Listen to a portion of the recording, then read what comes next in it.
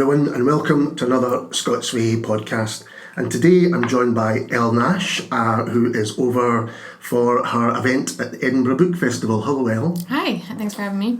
And we're going to talk primarily about your novel Animals Eat Each Other, which came out, published earlier this year on at 404 Inc. But you've just arrived. You're only here for a brief time. How are you enjoying Edinburgh so far? I'm loving it so far. I really never want to leave, but I have to. Well, we'll talk about festivals and events a little bit later, but first of all, can you tell us a bit about Animals Eat Each Other? Sure. It is a short novel which follows the summer of a young girl who's just graduated high school. She's working at a Radio Shack, which is like a small little retail electronics store, and she meets this couple with a kid who they say they like find her interesting. So she basically just starts to date them in this relationship, and it all goes terribly wrong. So it's kind of just like her experience of that. It's I'm fascinated about many things. I think it's a terrific novel, and the way it's really to the point. I mean, it gets straight in there, doesn't it? The first sentence kind of knocks you sideways. I won't spoil it for anyone, but it's a kind of sets the tone brilliantly for what's going to happen. Why was this a novel that you wanted to write? I really wanted to explore the story of a bisexual character without having her bisexuality be the thing that was like her coming of age. Like when I read a lot of stories about, young people coming to terms with their sexuality, it is more like, I'm just learning this about myself, and they are kind of exploring that. But for my character, I wanted her to already know, like, this is just something she knew about herself. I didn't want it to be, like, tokenized in a way. Yeah, sure. And I just think that the idea of, I guess, polyamory is very interesting. Mm-hmm. In the book, you have the main character, who is a woman, has this relationship with the girlfriend, who is the woman, and then the boyfriend, who is a man, and there are these different sort of power structures that play out in that whole relationship. And then you even have, like, the primary relationship between the girlfriend and the boyfriend, too. So there's just these different ways in which people interact with each other that I really wanted to explore, just those interpersonal relationships. Because I kind of thought about it as, it's almost like a family that they haven't had before, and so then they create their own family, and the power and the struggles that change within any kind of family structure. Mm-hmm. But with this one, there's a lot of the themes. You've got sex, violence, obsession, self-image, the idea of self-worth. Some people have referred to it as a kind of erotic novel. For me, it's a kind of, it's more about the psychology of all those things I've just mentioned. Is that something that you wanted to kind of get across and look into? Yeah, I really wanted to explore the psychology of it. I think when I was writing it, I don't think I purposefully set out to write an erotic novel. It was just what I happened to focus on. Mm-hmm. I mean, I think that sex is a driving force, like, of human nature, of course, but what makes humans sort of actually kind of different from animals, even though we are animals, is that we can think about the sex that we have. So it really, to me, is more like a psychological novel, Because I think when I was coming through in the train today, I was writing down a few notes, and one of the things I thought was about the terrible insistence of thought, which came into my mind, that you almost can't turn it off, and what the central character, who names herself as Lilith, she at times almost tries to escape her own thought, or there's too much thought, or she's overthinking. I mean, was that something that you wanted to explore as well? That if humans are animals that can think, sometimes that's a curse as well as a kind of blessing, if it is a blessing at all. Yeah, I definitely think so. I mean, I think that's what makes obsession itself so interesting. Is it's rumination. It can be almost inescapable. Like, it's almost like a compulsion. And so, yeah, I mean, I definitely did want to explore that. The nature of obsession, you suppose you could say it's almost like addiction and often doesn't follow any logic. And Lilith's desires, if you like, drive her. It's not just her desires, though, is it? I mean, it's her a desire to get lost. There's lots of different desires. I guess that's the thing. It's not just a desire to be with the couple, but it's a desire to kind of escape in some way. Yeah, I mean, so, like, if you think about how Buddhists say that, like, the root of all suffering is craving, it makes sense that she is working to escape. Like, desire is literally just the want to be in a different situation than the one that you're currently in, you know? And so, yeah, I mean, through that, Lilith uses drugs to try to escape, but then she also uses these people as a way to try and escape herself too, in a way. Yeah. Yeah. Like, she's using the experience of them to almost kind of, like, forget about herself. Because she even, like, is renamed through the whole process. Yeah. Yeah. And it's not really a search for happiness, because it feels to me that she maybe believes that that's impossible to achieve. It's a search for an otherness or something else. For herself to be something else? Or is that wrong? Do you think there is this hope that there'll be a happiness at the end of it? No, I think you're right about that. I think she's probably just searching for a sense of, like, validation. I think everybody wants to be validated at some point. And the character even says that too, where it's like, everyone does want to be validated. And it just kind of depends on where you go to find that. Like, some people use social media way too much. Mm-hmm. Some people start podcasts. Some people write novels. You know, so we all do things in a sense where we're looking like, these are all extensions of ourselves, and basically what we're doing, it's an extension of the ego, and so what we're doing is we're, like, putting out these little blips of our ego and going, like, validate me. But it's a very base thing. Obviously, there are bigger goals that we have outside of that are cerebral. Like, we want to share, we want to connect, but, like, that's part of what validation is. It's, you know, it's trying to connect with another brain, you know, and that says, like, it's like, look at me, and then the brain is like, I see you. So it's validation from others, but also looking for some kind of validation from yourself as well. So, as I say, she names herself Lilith. Now, if I'm right, you never get her other name, do you, at all in the book? Right, she's the unnamed. She's the unnamed. Mm-hmm. If my very, very old Bible studies are correct, Lilith was Adam's first wife. Is that right? So was there thought behind the name that you used there? Yeah, definitely. I think in, like, a microcosmic way, since Lilith is the first wife and that's how she's named, I think I was explaining this a couple of days ago so from when I was growing up in Christian mythos, nobody ever talked about Lilith. It was kind of like, it's not even a part of it. I think it's actually considered more like Jewish mythos rather than Christian mythos. And so in one way, it's kind of this, like, she could be pushed to the side, you know, as, like, this metaphor, which she is in a way. And another light, you have Adam and Eve, which is, like, Matt and Frankie, who are the boyfriend and girlfriend. And then you have Lilith, who might consider herself, like, the first woman, who was made from the same dust as Adam. Mm-hmm. She wasn't made from his rib the way Eve was. And so even there's a different power structure that exists between those three people. And the myth is that Lilith was the one that was cast up from the garden because she didn't want to submit and all that kind of stuff.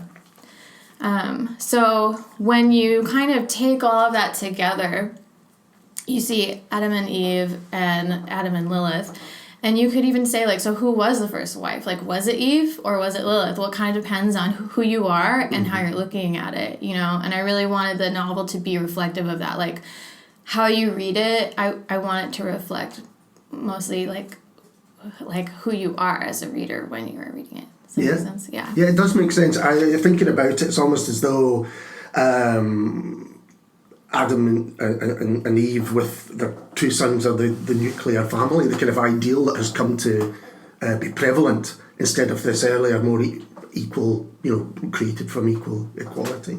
I'm fascinated by that proves to me that you've thought carefully about these things, and it seems to me that right through the language that you've used, which, the writing is often short sentences to the point, but packed full of meaning. Was there a lot of editing went on with the book, or was that just the way you write? No, I wish that was the way from the beginning. No, there is a lot of editing. It took me a couple of years to get to a really solid draft. And I read the book aloud to myself a lot, which I think really helps. It's a process I always seem to forget about, but I think it's like one of the most important. That's interesting. But yeah, there's a lot of editing. I think every time I go through a draft, it's like you're just kind of like taking a fine detailed brush and trying to paint out specific details like every time you go through it. What struck me as I was reading it was the double meaning of many words. I was thinking tenderness and tenderness. So you've got this, emotional tenderness, but then there's often literal tenderness. People are being beaten here, in various ways, and consummation and consumption. There's this idea that there's something, again, it's called animals eat each other, and there is something consumptive about what these relationships are. You're devouring each other in some ways, in that sense, which, I guess they're not negative, as you say, things go wrong, but there is a sense that these people need each other. And is that something that you wanted to explore, that often we end up in relationships which are destructive, and people may say to us they're destructive, but there's some sense that, but we need this, and perhaps we need, in some ways, the destruction as well to go through that relationship? Yeah, I think, when you're young, you have a lot of room to sort of make mistakes and figure out who you are and what you're trying to like iron out sort of things your parents taught you. Because your parents are like kind of your first model for how to have relationships, and sometimes they're not the healthiest. So, you meet other people, and then you come up against each other, and then you work those things out. And then the hope is that you learn your lesson, and then you become better for the next relationship, Like, when I look back on even my own past relationships, all of those things did make me into, like, a person who's more capable of being in a healthier relationship. Once I reflected on them and then sort of pushed myself towards changing, So, yeah, I would say in the book specifically, I think that they do kind of need each other. They're learning about each other. And even, like, Lilith herself sort of acts as this mirror. She amplifies everything that's wrong in Matt and Frankie's relationship too. So the hope is that, like, even they can become better to each other, perhaps, maybe, which we don't know because we don't have that perspective, but yeah. But could you say a little bit more about Matt and Frankie? Because they are, although this is Lilith's story, they're really important parts of it. And just explain who they are. And sorry about that. Well, they are just this couple. They have a young child, so they were teenage parents, so they kind of have all the struggles that come with that. They're all sort of more working class people. Like, Frankie had dropped out of school because of the baby and was working towards getting her GED. Matt is, like, working to kind of try and keep everything together, So they have, like, even their own struggles. And it's almost like they see Lilith as, like, even just an escape from that, too. From, like, sort of a lot of the struggles of being a parent. Like, once you become a parent, you really have to grow up. And you really have to face it. You don't have a choice. Like, the child is going to grow whether you participate or not.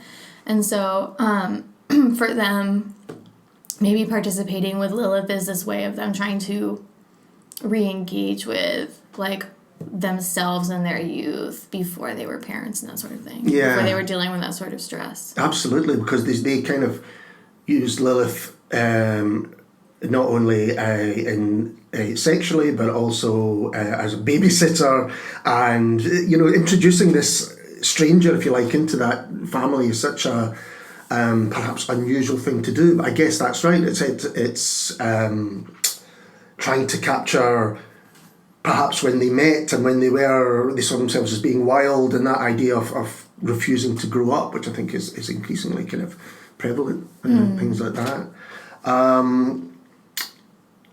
There's also this need to, we touched on it a little bit, to dull the senses.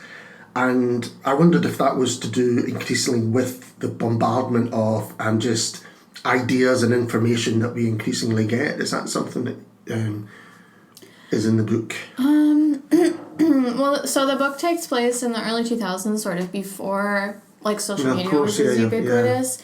But I mean, it was on the rise at that time. But at the same time, humans have been trying to dull their senses since we invented like alcohol, you know. So, I mean, like life is just, I mean, it's hard. It's a struggle. And I just think, I mean, it's a universal theme, you know. People are always going to want to do drugs and party, probably. There's this kind of balance, though, between dulling the senses and heightening the senses as well. You know, I think perhaps that balance is you know, that almost unattainable balance is what, you know, certainly Lilith seems to be looking for. It's not just, I'm going to forget everything, you know, tune in and drop out and forget about it. There's also this desire to feel as well, even if that feeling is painful. Yeah, I think when she's alone is when she wants to dull her senses, but then when she's like with people, it's when she really does want to feel something. Because I know like early on in the beginning of the book, she's like wondering, like as she kisses Frankie, she's like, am I going to feel anything? Like, is this going to be exciting? And then she's kind of like, I don't think I do feel anything. Like she's trying to consider whether or not she does. You know, there's this, she wants that constant reaching out, like she's trying to push out, so... So what's the kind of publication history of this? Was this published in America first? Yes. Yeah. Yep. And when was that? That was in 2018. So June 2018. Just last year, okay. And then it was published here in May. Yeah.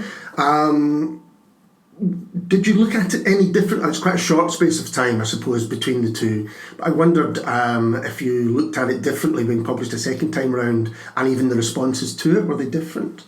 Yeah, I am actually really, I feel like the response here has been so like warm and really positive. Not that it was very positive in the States as well.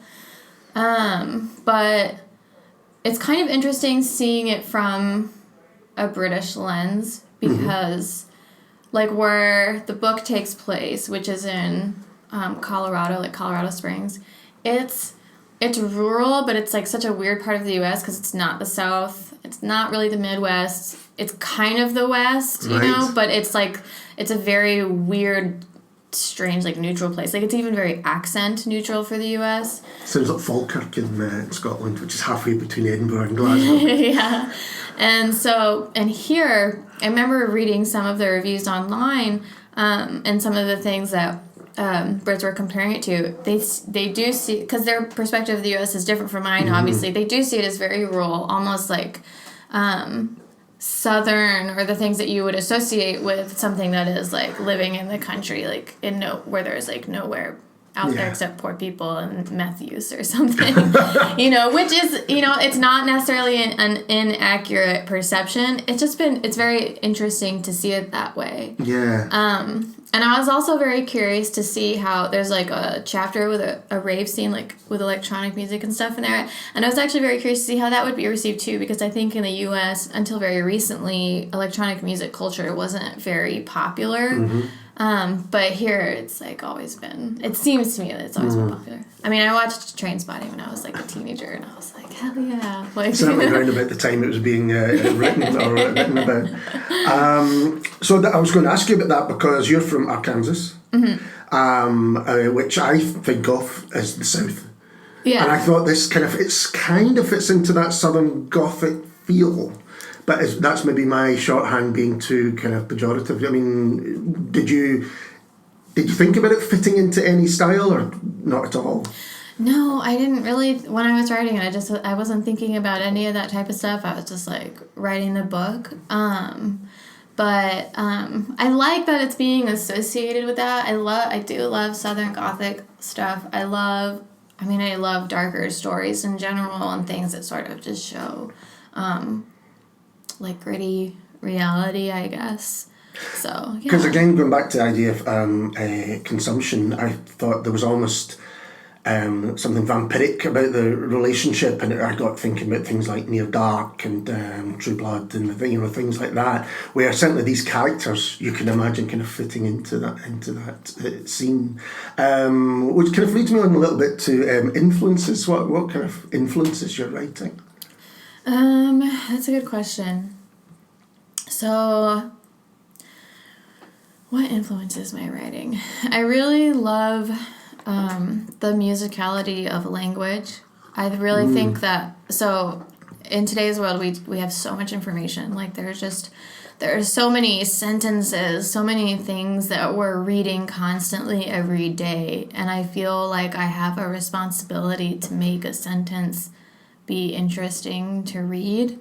And I also find myself when I do read things, not myself, when I read other people's work, if it's just very plain, even though the content is good, it's very hard for me to want to continue. Like, I want language to surprise me. And in order to do that, like, we have to keep getting more and more clever. And so I think I'm always searching for that, and that influences me a lot. And then I also learned under the tutelage of this writer, Tom Spanbauer, for a couple of years. He mentored me while I was writing this novel. I've always been a fan of his work. And he has, like, sort of his own set of guidelines in terms of, like, how to bring forth, like, the emotional experience out of a work. So I'd say that influences me, too. It's really, like, my goal is like emotional transference. Like, when I'm constructing a scene, I'm thinking, how can I make you... I have a feeling in my mind, and it's like an atmosphere, right? And then I'm like, how can I, like, inject that atmosphere into another person? Mm-hmm. So... That makes complete sense, having read it. And I thought, with the language in particular, here's a writer who really cares about how language is used and how the sentence is read. And as I say, right from the beginning, you're taken into... it's not just being transformed into another world or anything like that. It's taken into a mindset. And it's one which I think everyone will be able to relate to. But I don't think you can do that unless you get the language of it right. Mm-hmm. And are there other influences outside of writers that feed into the writing? That's a good question too. Yeah, I love the filmmaker Harmony Korine. Oh yeah. He made this movie Gummo, which I saw when I was really young, and I've just been obsessed with for so long. And he wrote Kids, which I know is, like, really controversial. He has a way of stringing together those atmospheric images that really create a narrative, and I think about that a lot when I am writing. So I'd say he's a big influence. There's so many things. It's hard to list when you're asked because you're like, what all do I consume? I feel everything that I consume kind of influences me in some way. I think film's interesting because I could see this is in some ways something that could be, could it be put on film? Is that something that you considered? I mean, certainly the characters are strong enough, absolutely. Yeah, I would love that, but I've thought about it. I'm like, I don't know how I would do it. But I'm also not a screenplay writer or, like, a film person, so I don't have, like, the vision for it. But yeah, it's a different thing, I suppose, to do. Yeah, but it would be cool. Yeah, it definitely would be cool. It'd be amazing. So you're over for the Edinburgh Book Festival. Have you done many festivals before? No, this is my first. Okay. Last year I did a very short tour. I'm a new mom. My toddler's almost 2 now, but at the time she was, like, still very young. So I did a book release in New York City, and then a book release in Denver, which is where my family lives. So it's, like, very short, But I've done a lot of readings and stuff, but it's been kind of different. I think here at the festival and the things I've been doing, it's mostly lots of interviews and less readings. Yeah. Whereas I'm used to doing just a lot of readings and then running away, questions, Yeah. It's amazing how different writers. I did an event last year where the writer hated reading his own work, so he got an actor to stand in That's to so read funny. it. Yeah. So do you quite enjoy these things? You quite enjoy the events. You say you read them and then run away, but like something like this, is this like going, oh no, I wish I wasn't doing this? Well, I have a hard time being in front of an audience of people, so right. that worries me. I just kind of like to hide, but I love having conversations with people, so that part isn't hard at all. Though it has been weird to talk about the book for so long. I'm kind of wondering if after this if I'll keep talking about it. But no, it's been really good. I love the conversational aspect of that, so being able to talk about writing. I guess that's one of the things. You kind of get to a stage where you've probably said everything that you think you want to say about a book or something like that. Kind of. It's more like I'm ready to think about the next book a lot more too, you know. Okay. Yeah. Well, let's think about that. Have you got something else that you're writing or have written or that you can talk about, of course? Yeah, I'm on the second draft. Well, actually, so I'm on the second draft of another book, but I don't want to talk about No, it that's too much fine. yet. No, I understand completely. Yeah. So I don't want to like take the magic out of it. You know, when you have energy and you're like, I don't want to dispel it yet. So is it just writing fiction that you do, or do you write other things as well? Write poetry, for instance? I used to. That's how I started writing, was poetry. When I was like an angsty teenager, I had like a Diaryland diary online and then like a live journal, and I would come home like every day from school and write my sad poems and stuff. And then I wanted to go to school for creative writing, but I know my dad was like, that doesn't make money. So I went to school for journalism. Which then when I graduated, and I kind of like forgot about creative writing for a while, like I did a little prose here and there. When I graduated, the newspaper industry in Denver had collapsed because of Facebook and stuff. So then I went into like PR and marketing.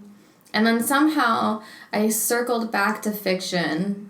Well, I'd never written fiction, actually. I think I had tried a couple times and had failed. But then I was like thinking about it, and I was like, okay, some of my favorite novelists, they didn't write their first novels until they were like 30, or they got them published when they were like 30, and I was like, okay, I'm in my mid-20s, maybe I should start trying to do that. And I used to want to write nonfiction. I wanted to like travel around the U.S. and do investigative journalism and stuff like that. But I don't know why. I just don't have an interest in that anymore. Once I started getting into fiction, it was like, it's funny because when I started getting into fiction, I was like, this is too hard just making shit up. Like, how do people do that? But now I can't do anything else, you know? And like the idea of kind of writing nonfiction isn't as enticing to me because I love the art of fiction so much. There's so much more freedom, I think. So I think I'm just going to stick with fiction. That was my long-winded way. I think I'm just going to stick with fiction for now. So, and you don't have a time frame for the next book, it's just at the moment it's in draft stage and... Yeah, I'm hoping by 2021, maybe there would be like an announcement, but it's all dependent on like how much editing it needs, what my agent says, and if and when like a publisher would pick it up and that sort of thing. So, but I feel energetic enough to really like, I want to get it. Yeah. Yeah. And how have you found and I'm aware your publisher is in the room, how have you found the difference between being published in America and published in the UK? Like the experience with the publisher? Yeah. Well, I love my publisher in the UK. I've actually found it to be a lot more supportive and positive, honestly. It's been really great. And that's pretty much it.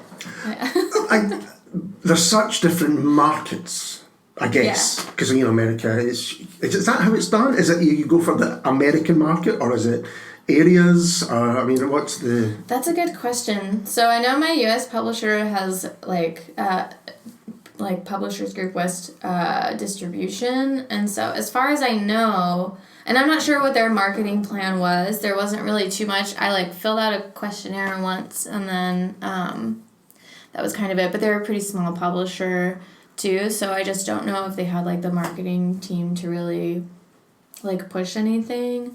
But it was kind of, it seemed all over. I got a mention in the June copy of Oprah magazine. Oh, wow. So that was pretty cool. And that's pretty national. But otherwise, I'm not sure like how different it is. My thought, like, as I'm approaching it, is kind of like interesting because the UK is such a smaller market. It seems like in order for people to really hear your book, there's less distance to travel. Does that make sense? Because there's simply just less people. Like, America is so huge, you know? Yeah, absolutely. Yeah. And that's what I was thinking, but then I suddenly thought, well, it is so huge that people kind of break it down into smaller areas. And you said you did a reading in New York. Mm-hmm. And what was that kind of experience like? Is it like we're talking bookstore or, you know, what? Yeah, it was this little bookstore in Brooklyn, and I did a launch, like I did like a reading with 2 other writers whom I admire, and we had a pretty good turnout. I think it was like 20 to 30 people, which to me is pretty great for not really knowing anyone in New York City, and it was good. I would definitely like, you know, go back and visit again. And have you any preconceptions of the Edinburgh Book Festival? Had you ever heard of it before? You know, we think, you know, it's the biggest, you know, festival around, but of course it's still in Edinburgh. Well, I actually hadn't, but I think that's just partly because I don't know a lot. Like, there are so many book festivals and stuff like that, especially in the U.S., and I always feel like I don't know about anything like that. But when I was invited and I did research, I felt pretty excited because I think it is pretty much like the biggest book festival in the world. Like, it literally is the biggest. So that feels like a pretty good sort of like notch in my belt, I guess. Yeah. Absolutely. So, as if by magic, we are joined by Laura from 404 Inc. And I just wanted to ask you, why did you decide that you were going to publish Elle in Scotland? Mm-hmm. Well, it was a bit of a whirlwind experience, I think, for us, because we were starting to realise, hey, we're doing pretty well. We could look internationally. It doesn't just have to be Scotland. And that we kind of started out with that hope of looking outwards and not just inwards. So we started looking at the Publishers Weekly. So it's like an American publication of books you should look out for that has rights available for people to buy. And the very first one that we saw, Animals Eat Each Other, was in there. And we thought, we saw the little synopsis, mm-hmm. and we thought that sounds just like something that we would read ourselves personally and publish, and we don't think we'd heard of anything quite like it being published in Scotland. So we thought, let's take a punt, let's ask to see the book. They sent it pretty quickly. I think they were quite excited by the attention that little article had got. And at the time we had a publishing assistant, Mika. She read it and raved about it hugely, which is very handy. So she said to me and Heather, you have to read this. So we were actually travelling from London back up to Edinburgh, and Heather had read most of it by that. She'd actually read it, I think, on the flight down. We were getting the train back up. So she read it down and said, this is great, you have to read it. And I read it all the way on the train up in one very stressful, all-consuming, like 4 or 5 hours. And yeah, we just kind of looked at each other and said, right, I guess we're going to put in an offer for this, having never done a rights deal before. So we had no idea, the boring logistics that nobody cares about, but publishers are like, how much money do you offer for this? And how do you do this professionally? I don't know. But the thing that really attracted us was, again, like I said, it's just something like we'd never read before. And I feel like I kept coming to, like, this is just a more modern and better Catcher in the Rye. Yeah. From a female perspective, obviously it's totally different, but I just kept getting that feeling like I would have loved to have read this in school. Actually, might be a bit too intense to actually be on any kind of curriculum. But that would be a progressive school. That's stuff like sex ed, kind of getting outside of the box. But yeah, we were just so excited by it, and but yeah, we wanted to try our hand at saying, right, we know this would have worked in America, so let's see if we can get a similar kind of audience in the UK. And I think we have. I think we've done pretty well. Absolutely. I think the people who've been excited about it have been really excited about it. And that's what we wanted. Excellent, thank you very much. And just to finish it off, Elle, what kind of readership has it found? I feel like it's been sort of everyone. I've heard from like all people from like all different walks of life. One thing that I have noticed though is like on Instagram I'll get messages from people who have read the book, and a lot of them tend to be like young and queer, or just like not straight identifying, and they tell me like how much they love it, and I feel like that's probably the best part, is being able to like hear from people who are like, I love this, like I loved reading about the way this relationship was represented and stuff like that. So because I think Laura's right. I think for a young person, I mean, we all read books that went on the curriculum that changed our lives, I'm sure. And I think if for a young person reading this, it would be one of those books, like for some Catching the Rye, or for some On the Road, or whatever, or Train Spotting, or whatever, that would just kind of change not just your view of the world, but your view of yourself, because I think that's how powerful it is. I think that's the perfect place to leave it. So thank you, Elle. thank you. And thank you, Laura. And we'll be back soon with someone completely different. Cheers.